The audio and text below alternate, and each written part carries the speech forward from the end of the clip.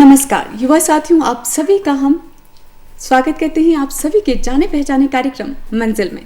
जैसा कि आप सभी जानते ही हैं कि इस कार्यक्रम में हर बार हम आपके लिए लेकर आते हैं एक रोचक, नया और जानकारी वर्धक विषय।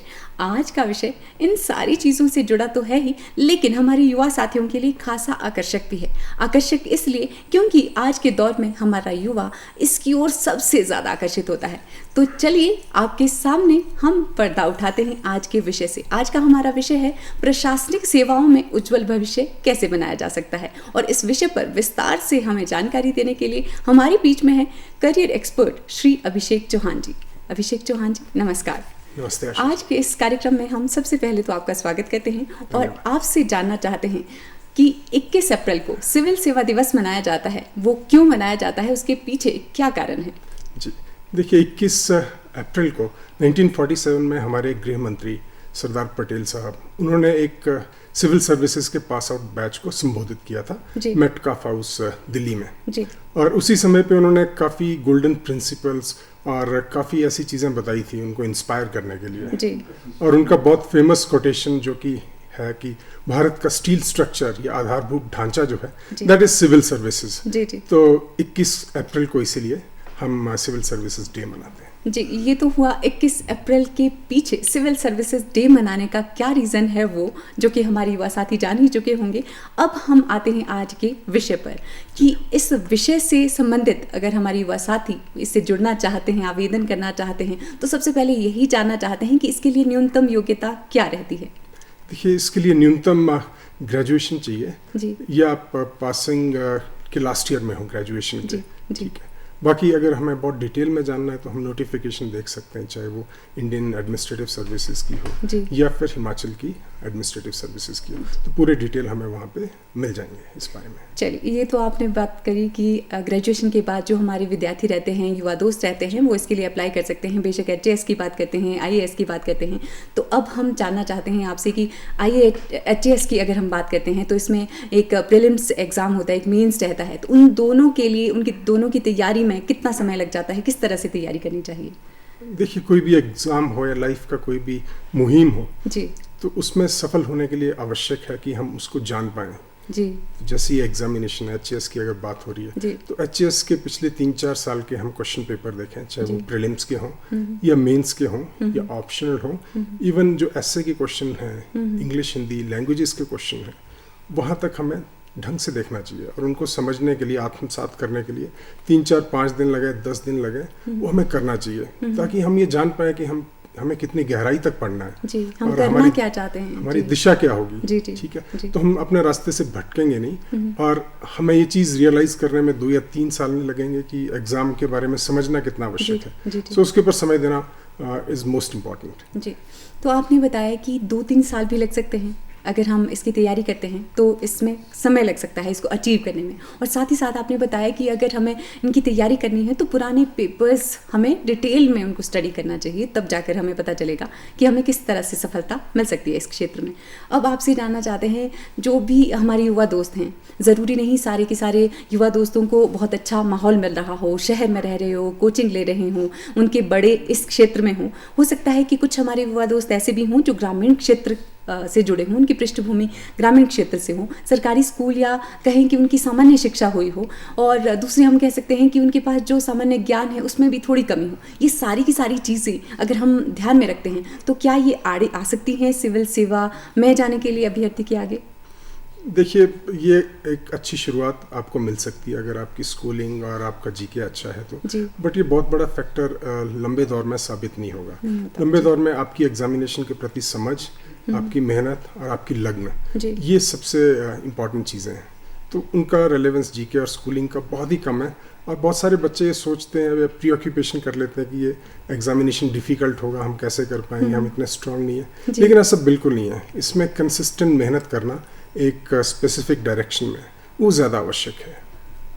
तो आपने बताया कि जब ग्रेजुएशन लेवल तक हम पहुंचते हैं तो बेशक वो स्टूडेंट है, युवा हमारा जो भी कैंडिडेट है, वो बेशक किसी भी माहौल से आ रहा है, जब वो तैयारी करने लगता है तो ये चीज़ें बहुत लंबे समय तक आड़े नहीं आती। उसकी तैयारी यानी उसकी मेहनत ही रंग लाती है। अब आपसे जानना चाहते हैं कि कितने विषय ऐसे होते हैं जो कि इस की तैयारी करते हुए एक कैंडिडेट को ध्यान में रखने होते हैं, पढ़ने होते हैं, उनको आत्मसात करना होता है? जी, इसमें 7 से 9 विषय जो है रहते हैं जिन्हें हमें सेमी ग्रेजुएशन लेवल तक डील करना है। जी जी। टेक्निकली देखें तो वो 24 साल हो गए, 8-3-24 हो गए, बट हमें सेमी ग्रेजुएशन का लेवल तो 10-11 साल का वो समय होगा। तो 10-11 साल की पढ़ाई हमें 1 या 1.5 साल के अंदर जो है वो पूरी करनी है। सो इसी के लिए हमें एग्ज़ाम को समझना, उसके अनुसार चलना वो आवश्यक है। हमें ये टारगेट नहीं करना है कि हमें बहुत हाई क्वालिटी की प्रेपरेशन करनी है, बहुत अच्छी प्रेपरेशन करनी है।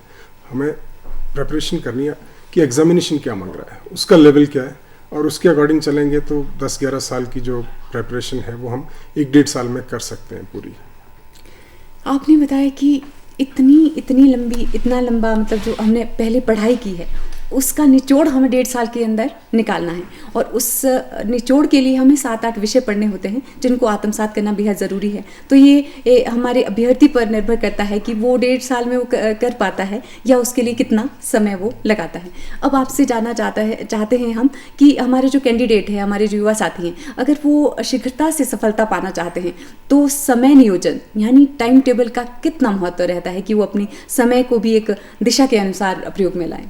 जी, देखिए, जो पहला आपका प्रश्न था उसका उत्तर और इसका उत्तर काफ़ी हद तक मिलता जुलता रहेगा, क्योंकि अगर हम एग्ज़ाम को समझ गए, पर्टिकुलर सब्जेक्ट की कितनी वेटेज है उसको समझ पाए, तो हमें टाइम टेबल या समय सारणी बनाना बहुत इजी हो जाएगा, काफ़ी आसान हो जाएगा।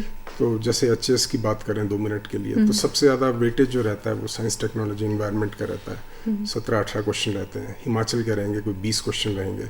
उसके अलावा करंट अफेयर के 18-20 क्वेश्चन रहते हैं। तो ये 3 सब्जेक्ट ऐसे हैं जो ऑलमोस्ट आपके 50 से 60 क्वेश्चन इनमें से आएंगे। उसके बाद पॉलिटी, हिस्ट्री और बाकी सब्जेक्ट आएंगे। सो पॉइंट इज़ कि हमें प्रायोरिटाइज करना है, क्योंकि बहुत कम समय में बहुत सारी चीज़ें करनी है, तो सब चीज़ें हम कर नहीं पाएंगे। और दूसरे परिप्रेक्ष्य में देखें तो कट ऑफ भी 55 से 60% जाती है, प्री में भी, मीन्स भी ऑलमोस्ट वैसे रहता है। सो हम 100 का लक्ष्य ना लें, हम लक्ष्य लें कि 65-70% हमारा लक्ष्य होना चाहिए। अगर हम प्रैक्टिकल अप्रोच से चलेंगे तो हमारा टाइम टेबल भी सही बनेगा और हम अपने सिलेबस को टाइमली कवर कर पाएंगे। जी, ये तो हुई बात कि हमें जो हमारा टाइम टेबल है, अगर हमने विषय अंकों के अनुसार विषयों को बांट दिया तो हमारा जो टाइम टेबल है वो भी हम अचीव कर पाएंगे। अब आपसे जानना चाहते हैं, जब विषय का चुनाव कोई भी युवा दोस्त करता है तो उसे किस तरह से उसका चुनाव करना चाहिए कि उसको सफलता आसानी से मिल सके या उसको सफलता मिलने में आसानी हो सके? जी, देखिए, प्री तो काफ़ी हद तक, काफ़ी नहीं, पूर्णतया कॉमन है। जी, मेंस में भी काफ़ी हद तक कॉमनैलिटी है। सिर्फ ऑप्शनल सब्जेक्ट ऐसा है जिसमें हम अपनी चॉइस ले सकते हैं। जी। सो वो बहुत इंपॉर्टेंट पार्ट है। हालांकि पहले इसकी वेटेज जो थी ऑलमोस्ट 60% थी, अब इसकी वेटेज ऑलमोस्ट 20% है, but still that is important. तो ऑप्शनल विषय जब चूज़ करना है वो हमारा अपना सब्जेक्ट हो तो ज़्यादा अच्छा है। दूसरा कारण हो सकता है कि जो सब्जेक्ट हमें पसंद है हम उसको ले सकते हैं। और तीसरा फैक्टर ये होगा कि उस सब्जेक्ट में मार्क्स कैसे मिलते हैं या उसकी डिफ़िकल्टी लेवल क्या है। ये 3 फैक्टर हो सकते हैं जिसके अनुसार आप अपना ऑप्शनल चूज़ कर सकते हैं। ये तो बात होगी कि हमें चयन किस तरह से करना चाहिए ऑप्शनल यानी वैकल्पिक विषय का चुनाव करते हुए। अब आपसे जानना चाहते हैं, जब हम प्री की तैयारी कर रहे होते हैं तो एप्टीट्यूड की तैयारी करना बहुत ज़रूरी होता है, तो उसकी तैयारी के लिए हमें क्या कुछ सामने रखना चाहिए, किस तरह से उसकी तैयारी करनी चाहिए ताकि हम अपने गोल को अचीव कर पाएँ? जी, काफ़ी अच्छा प्रश्न है आपका। देखिए, एप्टीट्यूड में थोड़ी सी समस्या ये होती है कि बहुत सारे एस्पिरेंट इसको इग्नोर करते हैं। तो इसके लिए हमें पेपर को एनालाइज करना है। जैसे क्वांटिटेटिव के 40-50 क्वेश्चन आते हैं या रीजनिंग के आते हैं कुल मिला के, तो हमें रीजनिंग और एप्टीट्यूड की थोड़ी सी प्रेपरेशन और प्रैक्टिस करनी चाहिए। हालांकि बैंकिंग लेवल का एप्टीट्यूड नहीं करना है, बट जैसे भी प्रश्न पत्र आ रहे हैं 3-4 साल से, उसके अनुसार हमें जो है वो तैयारी करनी है। सो हम उन्हीं प्रश्नों को या उन्हीं सेगमेंट्स को करें जो एचएस के एग्ज़ाम में आ रहे हैं, उसको ज़्यादा वाइड या बृहद ना बनाएं। उसके अलावा थोड़ी सी अंग्रेजी की प्रैक्टिस भी करें, क्योंकि वो इसके अलावा हमारे एसे राइटिंग में या लैंग्वेजेस के पेपर में इम्पॉर्टेंट हो सकता है। और लैंग्वेजेस को डेवलप करने में या स्ट्रॉन्ग करने में समय लगता है, वो 3-6 महीने में डेवलप नहीं हो पाएंगे। सो सारी चीज़ें एक साथ चलानी पड़ेंगी। इवन इंटरव्यू तक आपको पहले दिन से चलाना पड़ेगा, चाहे उसका अंश छोटा हो, बट धीरे धीरे आपको एक समग्र जो है वो तैयारी करनी पड़ेगी। जी, अभी आपसे बात करते हुए मुझे ये रियलाइज़ हो रहा है कि जितनी आसानी से हम ये सारी चीज़ें कह रहे हैं, आप जितनी आसानी से बता रहे हैं, जो हमारा युवा है, जो कैंडिडेट है, उसके लिए उतनी ही ये मुश्किल होती हैं, क्योंकि इसको अचीव करना उसके लिए मुश्किल हो जाता है। समय सीमा का ध्यान रखना है, अपने विषय का उसको ध्यान रखना है, विषय पर पकड़ बनानी है। तो ये सारी चीज़ें जब वो नहीं कर पाता है तो एक मेंटल स्ट्रेस में वो आ जाता है। तो इस दबाव से वो बाहर कैसे निकले, या इस दबाव में जाने से बचने के लिए उसको क्या करना चाहिए? देखिए, वही मूल उत्तर एक ही रहेगा कि हमें एग्ज़ाम को समझना है। अगर एग्ज़ाम को हम समझेंगे तो हमें खुद रियलाइजेशन होगा कि हम प्रेशर में नहीं आ रहे हैं जी, हम एंजॉय कर रहे हैं। जब तक हम पढ़ना एंजॉय नहीं करेंगे, विल बी अंडर प्रेशर, और जब प्रेशर होगा तो उसको झेलना 3 महीने 6 महीने में किसी का ब्रेक डाउन हो सकता है या बर्नआउट हो सकता है। सो हम ध्यान ये रखें कि हमारी रुचि हो इस एग्ज़ाम में, तभी इसमें जाएं। और अगर रुचि है तो हम एग्ज़ाम को एनालाइज करें, उसको समझें और उसके अकॉर्डिंग अपनी जो है वो तैयारी करें और मेहनत करें। जहाँ तक प्रेशर की बात है, मुझे लगता है हमें ज़्यादा समय जो है वो वितरित करना चाहिए। 2 या 3 सब्जेक्ट एक साथ चलाने चाहिए और नोट्स बनाने चाहिए, और मन को खाली ना रहने दें। अगर हम खाली रखेंगे अपने दिमाग को तो वो नेगेटिविटी लाएगा, which is very natural human trait. तो नकारात्मकता आती है जगह अगर हम सोचते हैं। लेकिन जितना पढ़ाई में समय लगाएंगे या थोड़ा बहुत खेलने, व्यायाम करें, अपने स्वास्थ्य का ध्यान रखें, तो उससे स्ट्रेस नहीं आएगा। और सोशल मीडिया से थोड़ा दूर रह सकते हैं, बाकी लोगों को ना देखें कि वो क्या कर रहे हैं, कैसे कर रहे हैं, अपनी तुलना दूसरों से ना करें, उससे भी आपके ऊपर प्रेशर नहीं आएगा। और नोट्स बनाते रहें। जब आपके नोट्स बन रहे हैं तो आपको चिंता नहीं होती है, आपने कुछ ना कुछ गेन किया या उस चीज़ को आपने रिकॉर्ड कर लिया अपने हिसाब से, तो आपको स्ट्रेस नहीं आएगा। आप रिविजन कर सकते हो, और रिवीजन भी कम से कम 50 से 70 रिवीजन आपको लेने चाहिए, तब आप टॉप लेवल का प्रिपरेशन कर पाते हो। हम सोचते हैं कि हमने 3 या 4 प्रिपरेशन कर लिए, हमारा एग्जाम फिर भी क्यों नहीं निकल रहा है, तो उसका रीज़न ये होता है कि वो that is not very concrete और सॉलिड फाउंडेशन, तो कुछ ना कुछ कमियां रह जाती हैं उसमें।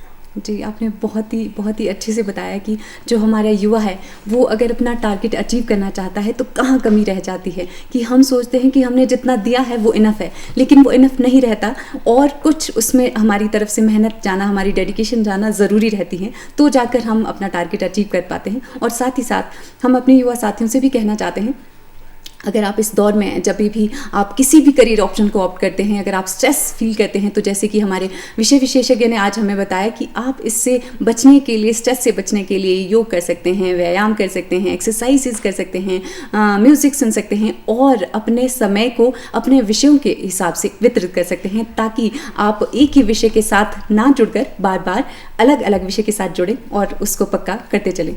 अब आपसे जानना चाहते हैं, जी आप इसमें कुछ जोड़ना चाहते हैं? मुझे मैं इसमें सप्लीमेंट करना चाह रहा था कि अगर आपको एक फैटीग आ रही है, प्रेशर आ रहा है, तो उसके 2 मेन कारण हो सकते हैं। एक तो या तो आपकी प्रिपरेशन में कुछ कमी है, यानी आपकी जो प्लान है, एग्जाम की अंडरस्टैंडिंग है, थोड़ा कच्चा है, उसमें कमी है, तो आप दिशा भ्रमित हो गए, आपको पता नहीं चल रहा है ना। तो एक कारण ये हो सकता है कि आप प्रेशर फील करें। दूसरा, मोटिवेशन की कमी। अगर इन दोनों में से कोई कारण जो है वो आपको थका सकता है, आपको प्रेशर में ला सकता है। अदरवाइज अगर आप सुदृढ़ हैं, आपका प्लान ठीक है, आप कभी थक नहीं सकते, आप कभी प्रेशर में आ ही नहीं सकते। अगर प्रेशर आ रहा है तो वो एक खतरे की घंटी है, यानी प्लान को सही करो या अपने मोटिवेशन को सही करो, अदरवाइज थकने का तो कोई सवाल ही नहीं है। जी, बहुत ही अच्छी बात आपने बताई, और मुझे उम्मीद है कि हमारे युवा साथी इससे ज़रूर प्रेरणा लेंगे कि या तो उनको अपने प्लान को फिर से रिवीजन करने की ज़रूरत है, या फिर उनको मोटिवेट होने की ज़रूरत है, और उसके लिए कोई ना कोई कदम, कोई ना कोई दिशा का चयन उनको ज़रूर करना होगा ही होगा। अब आपसे जानना चाहते हैं कि हमारे बहुत सारे ऐसे साथी हैं जो कि कोचिंग नहीं ले सकते, बहुत से ऐसे हैं जो स्वयं ही पढ़ाई करते हैं, बहुत से ऐसे हैं जो कोचिंग के ज़रिए सफलता प्राप्त करते हैं, तो आपसे जानना चाहते हैं कि कौन सी दिशा सही है और किससे कितना फ़ायदा मिलता है? देखिए, दिशा हम कोई भी लें, 70 to 90% गेम आपके ऊपर डिपेंड करता है। देखिए, कोचिंग की आवश्यकता उनको हो सकती है जिनके फंडामेंटल्स या बाकी चीज़ों में कुछ कमी है, तो वो अपना एक लेवल बिल्डअप कर सकते हैं। लेकिन ऐसी उम्मीद करना कि कोचिंग सेंटर हमें जिता देंगे या आपका कोच आपको पीठ पे बिठा के लाइन पार कराएगा, नहीं होगा, पॉसिबल ही जी नहीं है। सो जी जी दोनों चीज़ें डिपेंड करता है पर्सन कौन है। अगर किसी का फंडामेंटल क्लियर है, उसको प्लान क्लियर है, एग्ज़ाम क्लियर है, तो कोचिंग की आवश्यकता रहती नहीं है। लेकिन अगर कुछ कमी है या हमें लगता है या हमारे पास समय है तो हम कोचिंग कर सकते हैं। सो वो पर्सन डिपेंडेंट सिचुएशन है जी। बट ऐसा नहीं कह सकते कि दोनों में से क्या करना चाहिए। तो हम तो यही कहेंगे अपने युवा साथियों से कि जिनको थोड़ी सी भी कमी लगती है वो कोचिंग की तरफ को जाएं। लेकिन अगर आपको लगता है कि आपकी ये सारी चीज़ें क्लियर हैं और आपका विज़न क्लियर है तो आपको कोचिंग की ज़रूरत नहीं, बल्कि आप सेल्फ स्टडी से भी अपना जो गोल है उसको अचीव कर सकते हैं। अब आपसे जानना चाहते हैं बहुत से, ये तो एक ऐसा क्षेत्र है जिसकी तरफ हमारे युवा आकर्षित होते हैं, वही युवा नहीं जो बेरोज़गार हैं बल्कि वो भी जो नौकरी में हैं। तो नौकरी पेशा अभ्यर्थी अगर इसके लिए तैयारी करना चाहता है तो कैसे कर सकता है और वो किस तरह से इस दिशा की ओर मुड़ सकता है? देखिए, ऐसा हम कह नहीं सकते कि आपको 10 या 15 घंटे हर दिन पढ़ना है जी। मेरे हिसाब से अगर थोड़ा समय है आपके पास, 1 साल का समय है या ज़्यादा है, तो 3 से 4 घंटे प्रतिदिन आप पढ़ पाएँ। छुट्टी वाले दिन 7, 8, 10 घंटे पढ़ लें तो उतना काफ़ी रहता है। तो वर्किंग पर्सनस के लिए पढ़ना या तैयारी करना बहुत बड़ा चैलेंज नहीं है, लेकिन उनकी प्लान और भी स्पेसिफिक होनी चाहिए, उनकी प्रायोरिटी और भी अच्छे तरीके से सेट होनी चाहिए। वो 9 के 9 सब्जेक्ट को शायद ना कर पाएँ एक लेवल पे, वो ऐसा करेंगे कि 4 या 5 सब्जेक्ट्स को ज़्यादा प्रायोरिटी देंगे या 90% टाइम वो 5 सब्जेक्ट्स में लगाएंगे। जैसे फॉर एग्जांपल उन्होंने करंट अफेयर पे समय लगाया, हिमाचल पे लगाया, उसके बाद जनरल साइंस एंड इन्वायरमेंट के ऊपर समय लगा लिया, है ना, और एक आध जीके की किताब कर ली, क्योंकि उनके पास बहुत स्ट्रॉन्ग चांस नहीं है बट एक अच्छा चांस डेवलप करना है, तो वो 5 या 6 सेगमेंट को पकड़ लें, उनमें तैयारी करें ज़्यादा। कुछ सब्जेक्ट को हल्का हल्का करें या जीके लेवल पे करें, इग्नोर भी कर सकते हैं। तो इस तरीके से वो प्री निकाल पाएंगे। उसके बाद मेन के लिए थोड़ा सा और समय मिलता है तो वो साथ में कर सकते हैं, बिकॉज ऑनलाइन ऑफलाइन कई चीज़ें हैं, कई मटेरियल, कई तरीके के गाइडेंस, इंटरव्यूज़, सारे सोर्सेज अवेलेबल हैं। तो आज की डेट में कोई एक्सक्यूज़ नहीं है कि हम नौकरी के साथ नहीं कर सकते। In fact personally I also appeared for HAS and I was working somewhere, तो 3-4 घंटे का टाइम होता था, वो भी 2-3 महीने के लिए। सो प्री भी निकल पाया, देन सेम 3-4 घंटे 2 महीने के लिए, तो मेंस भी निकल गया था, then also appeared for interview. हालांकि लक्ष्य नहीं था एग्ज़ाम को क्लियर करना, या बचपन से लक्ष्य नहीं था, ऐसा कुछ नहीं था। बट अगर वर्किंग की बात करें तो working people can do it, या हो सकता है शायद उनमें ज़्यादा मैच्योरिटी या डिसिप्लिन भी होगा, तो जी जी जी मेरे ख्याल से कर सकते हैं। कोई और गोल के प्रति उनकी डेडिकेशन भी बिल्कुल साफ और क्लियर होगी, सही होगी। हाँ, एक डायमेंशन ये भी कि उनके पास लिमिटेशन होंगे, या तो टाइम के लिमिटेशन होंगे, या फैमिली एंगेजमेंट के होंगे, या बाकी चीज़ें होंगी, तो उनको बहुत ही एक लेज़र बीम की तरह सोचना और काम करना पड़ेगा। लेकिन ये पॉसिबल है, मेरे को लगता है अच्छे चांसेस हैं, नौकरी के साथ आप कर सकते हैं। जी, तो ये भी हमारे युवा दोस्तों के लिए एक अच्छा चांस है। अगर वो सिविल सेवा की तरफ जाना चाहते हैं, इसकी तरफ को आकर्षित होते हैं, लेकिन आप पहले से ही नौकरी पेशा हैं, तो भी आप इस दिशा में जा सकते हैं। बस आपका टारगेट क्लियर होना चाहिए और कुछ समय आपको इसके लिए वितरित करना बेहद ज़रूरी रहता है। आपसे जानना चाहते हैं एक बहुत ही महत्वपूर्ण क्वेश्चन कि हमारे युवा साथी सामग्री को लेकर बहुत ज़्यादा चिंतित रहते हैं कि कहाँ से मटेरियल, किस तरह का मटेरियल उनको पढ़ना चाहिए। अगर हम खास तौर पर ऑनलाइन सामग्री जो मिलती है उसकी उपयोगिता की बात करते हैं तो वो कितनी सही रहती है, कितनी उपयोगी रहती है, HAS की बात करते हैं उसके लिए? देखिए, सामग्री से पहले इसको हम एक और तरीके से एग्ज़ाम को समझते हैं। जैसे क्रिकेट हिंदुस्तान में अच्छे से समझा जाता है, it is like a test match. तो हमें क्या बॉल खेलना है वो तो इम्पॉर्टेंट है जी, लेकिन उससे भी ज़्यादा इम्पॉर्टेंट है कि कौन सा बॉल को बाहर जाना देना है या किस बॉल को छोड़ देना है, ताकि हम विकेट का रिस्क ना लें। तो सेम एग्जामिनेशन में भी अप्लाई होता है कि हमें ये जानना है कि हमें क्या नहीं करना है जी, और क्या नहीं करने वाली टॉप 5 चीज़ों में से एक चीज़ होगी कि एक्सेसिव मटेरियल को होर्ड नहीं करना है, हमें एकत्रित करने की कोशिश नहीं करनी है, हमें आदि मानव नहीं बनना है कि हम बहुत सारा सामान इकट्ठा कर लें और उसको फिर यूटिलाइज करें। वैसे नहीं हो पाता है और वो हमारे दिमाग की इनसिक्योरिटी को भी बताता है। अगर हम बहुत सारे वीडियोस, बहुत सारे मटेरियल, बहुत सारी बुक्स को अपने पास होर्डिंग करके रखते हैं तो हम उनको नॉर्मली नहीं पढ़ पाते हैं। वो हमारे दिमाग के ऊपर एक बोझ रहता है कि हमने इनको टच नहीं किया या देखा नहीं है। और ये वही व्यक्ति ज़्यादा करेंगे, वही एस्पिरेंट करेंगे जिनको एग्ज़ाम की क्लैरिटी नहीं है कि एग्ज़ाम की डेप्थ क्या है, एग्ज़ाम पूछ क्या रहा है। एग्ज़ाम इज़ लाइक भगवान, उनको जो चाहिए वो उनको देना पड़ेगा आपको। तो उनको जिस तरीके की पूजा होगी वो आपको करनी पड़ेगी। आप अपने स्टाइल की पूजा नहीं कर सकते, अपने तरीके से कोई मंदिर नहीं बना सकते। yes. तो जो एग्ज़ाम है आपको उसकी रिस्पेक्ट करनी है, आपको एग्ज़ाम से खेलना है।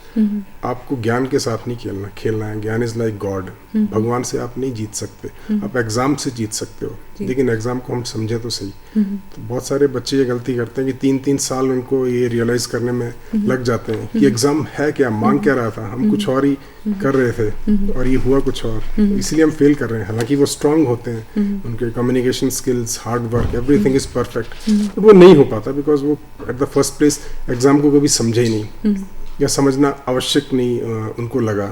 सो लाइफ में एक ऑब्जेक्टिविटी होनी है, कुछ भी करना है आपको, इट्स लाइक एन इन्वेजन, एक अटैक की तरह है। आपको फोर्ट के चारों तरफ चक्कर लगाने हैं, आपको घूमना, देखना दीवार कहाँ नीची है, कहाँ ऊंची है, कहाँ पे वीकनेस है, आपको अटैक कहाँ से करना है। लेकिन अगर हमने वो मुआयना, वो सर्वे नहीं किया और हम खुले मैदान में चले गए एकदम, तो स्नाइपर हमें कहीं से गोली मार देगा, हमें नहीं मालूम चलेगा गोली कहाँ से आई है। तो एक अध्ययन करना, एग्ज़ाम को समझना सबसे इम्पॉर्टेंट चीज़ है। अगर आपने 15 दिन भी दे दी एग्ज़ाम को समझने में, उसकी इंट्रीगेसीज को समझने में, तो आपका काम बहुत ही आसान होगा। आप 1 साल में एग्ज़ाम निकाल सकते हैं। और मुझे लगता है हमें लक्ष्य लेने भी नहीं चाहिए पंचवर्षीय कि हम 5 साल में करेंगे, 3 साल में करेंगे, दैट इज़ अ फेलियर। आपको 1 साल में एग्ज़ाम निकालना चाहिए, मैक्सिमम 2। जी, आपने बहुत ही विस्तार से, बहुत ही अच्छे से बताया कि अगर हमारा जो कैंडिडेट है वो मटेरियल को लेकर बिल्कुल भी स्ट्रेस में नहीं जा सकता, उसको पता होना चाहिए कि उसको जो एग्जामिनर है उसको क्या पूछने वाला है, क्या पूछना चाह रहा है, तो उसके हिसाब से ही उसको मटेरियल भी अपने पास इकट्ठा करना चाहिए, ना कि मटेरियल को बोझ की तरह इकट्ठे करके अपने ऊपर लाद देना चाहिए। अब आपसे जानना चाहते हैं कि अगर हम बात करते हैं इसकी शुरुआत की, बहुत से हमारे स्कूली बच्चे भी ऐसे हैं जो कि इसकी तरफ आकर्षित होते हैं, सिविल सेवा की तरफ, तो हम आपसे जानना चाहते हैं कि अगर इसका अध्ययन, इसकी स्टडी स्कूल लेवल से ही अगर हमारा युवा तैयारी इसकी करना चाहता है तो किस तरह से कर सकता है, या इसके लिए सही समय कौन सा रहता है तैयारी शुरू करने का? देखिए, इसके लिए जितना जल्दी हम स्टार्ट कर पाएँ वो ज़्यादा अच्छा है। हालांकि बिल्कुल 100% एग्ज़ाम को लेके नहीं, बट कुछ चीज़ें हमें डेवलप करनी चाहिए। और इसमें मुझे पर्सनली भी एक कनेक्शन लगता है, बिकॉज जैसे हमारे स्कूल्स हैं उनका भी बिल्डअप ऐसा था कि थोड़ा जीके क्विजिंग की तरफ एक्टिविटीज़ चलती थी, तो बच्चे भी उसमें जाते थे। तो हमें जीके की तरफ जाना चाहिए, नंबर 1 चीज़। उसके अलावा लैंग्वेजेस, डिबेट, डेक्लामेशन में पार्टिसिपेट करना चाहिए, तो हमारे कम्युनिकेशन अच्छे होंगे, हम कॉन्फिडेंट होंगे। तो जीवन में 10 साल बाद हमें ये संघर्ष नहीं रहेगा कि हमें इंटरव्यू में कैसे बोर्ड को फेस करना है। हमारा संघर्ष ये होना चाहिए कि हम टेक्निकल चीज़ का आंसर कैसे करेंगे, उसकी तैयारी के ऊपर, ना कि अपने कॉन्फिडेंस के ऊपर या अपनी कम्युनिकेशन स्किल्स के ऊपर। तो पॉइंट इज, एक बच्चे को पेरेंट्स ने डेवलप करना है। शायद 5 या 7 साल के या 8 साल के बच्चे को पता नहीं रहता, बट पेरेंट्स को इनडायरेक्टली कुछ ना कुछ स्ट्रॉन्ग एरिया उनके डेवलप करके देने हैं। उनके इंटरेस्ट के अनुसार हो तो बहुत ही अच्छा है। और ये चीज़ें थोपनी नहीं चाहिए। बट हाँ, जीके, इंग्लिश, मैथमेटिक्स, 3-4 सब्जेक्ट हल्के हल्के अपने स्तर पे डेवलप होने चाहिए। थोड़ा एक्स्ट्रा एफर्ट करना चाहिए शुरू से, तो बाद में बहुत इजी हो जाता है। जी, ये बहुत ही अच्छी बात आपने बताई कि हमारा युवा अगर इसकी तरफ को जाना चाहता है तो उसको पहले से ही, मतलब जब उसकी स्कूली शिक्षा हो रही है तो उसके पेरेंट्स को खास तौर पर उसमें ध्यान देने वाली चीज़ें हैं कि क्विज़ की तरफ को या भाषाओं के अध्ययन की तरफ को पकड़ बनाने की बहुत बहुत ज़रूरत रहती है। अब आपसे जानना चाहते हैं कि फिर से एक बार कि अगर हम न्यूनतम योग्यताओं की बात करते हैं तो कौन कौन सी ऐसी न्यूनतम योग्यताएँ रहती हैं जो एक अभ्यर्थी के पास होनी बेहद ज़रूरी है इससे पहले कि वो सिविल सेवा का चयन करें? योग्यताएं आप शैक्षणिक पूछ रहे हैं या फिर स्किल लेवल के ऊपर, कौन से स्किल्स होने चाहिए? आप विस्तार से शैक्षणिक और स्किल दोनों के बारे में ही बताएं ताकि हमारे युवा दोस्तों को कोई भी संशय इस दिशा में ना रहे।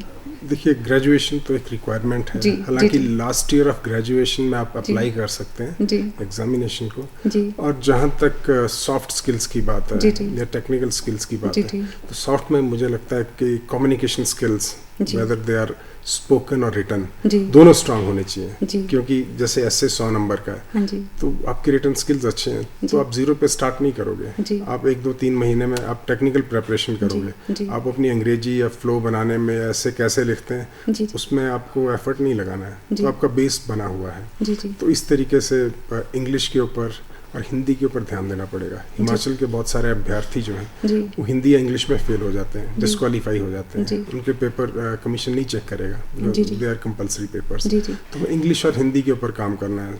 जैसे मुहावरे, लोकोक्तियाँ, पर्यायवाची वर्ड्स, थीसर्स, फ्रेज, ईडियम, बहुत सारी चीज़ें जो हम कर सकते हैं, और धीरे धीरे उसको डेवलप करेंगे तो हम बहुत ही स्ट्रांग होंगे। जी जी। तो हमें जो है वो समय हम बचा सकते हैं जी। तो हम अपना सारा ध्यान टेक्निकल चीज़ों पे लगाएं। तो कम्युनिकेशन स्किल जो है वो नंबर 1 चीज़ है मेरे हिसाब से।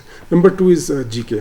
थोड़ा आप जीके बनाएंगे तो आपकी लाइफ में पहले से कनेक्शन बने होंगे। जी जी। तो आपको ये हर चीज़ जो है वो, हर सेंटेंस आपकी लाइफ का पहला सेंटेंस नहीं होगा। अगर आप सिविल सर्विसेज में जाते हैं तो तैयारी के समय आपको पता लगेगा कि इन चीज़ों का कनेक्शन है आपस में। तो जीके और लैंग्वेजेस मेरे हिसाब से 2 इम्पॉर्टेंट चीज़ें हैं। जी।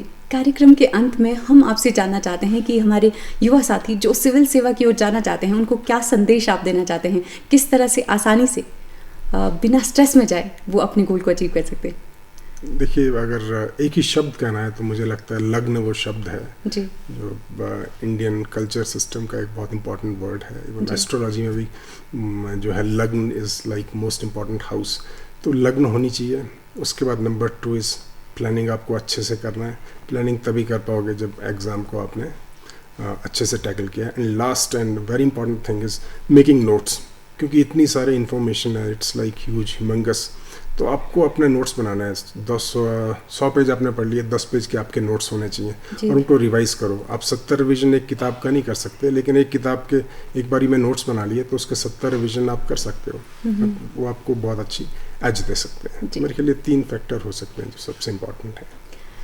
आज हमने मंजिल कार्यक्रम में प्रशासनिक सेवा में उज्जवल भविष्य इस विषय को लेकर बात की, और हमारे एक्सपर्ट श्री अभिषेक चौहान जी हमारे बीच में रहे आप, और इतनी विस्तार से, इतने स्पष्ट शब्दों में आपने, इतनी भारी कह सकती हूँ मैं, इस भारी विषय पर आपने इतनी अच्छी जानकारी दी, जिससे हम उम्मीद करते हैं कि जो हमारे युवा साथी हैं उनको ज़रूर अच्छा खासा अनुभव मिला होगा, अच्छी खासी प्रेरणा मिली होगी। आज के इस कार्यक्रम से आप जुड़े, आपका हम बहुत बहुत शुक्रिया अदा करते हैं। धन्यवाद। युवा साथियों, मंजिल कार्यक्रम में आज एक बहुत ही रोचक और जानकारीवर्धक विषय लेकर हम आए थे। हम उम्मीद करते हैं कि आज के विषय विशेषज्ञ ने जो जानकारी आज के इस कार्यक्रम के माध्यम से आप तक पहुंचाई, उसका फ़ायदा आप ज़रूर उठाएंगे, और जो बातें उन्होंने आज के इस प्रोग्राम के ज़रिए आप तक पहुंचाई, उन सारी प्रेरक बातों को अपनाकर ज़रूर अपनी मंजिल को पाने में आपको आसानी मिलेगी। चलते चलते बस यही कहेंगे, कोशिश करने वालों की कभी हार नहीं होती, लहरों से डरकर नौका पार नहीं होती। इन्हीं शब्दों के साथ लेते हैं विदा। नमस्कार।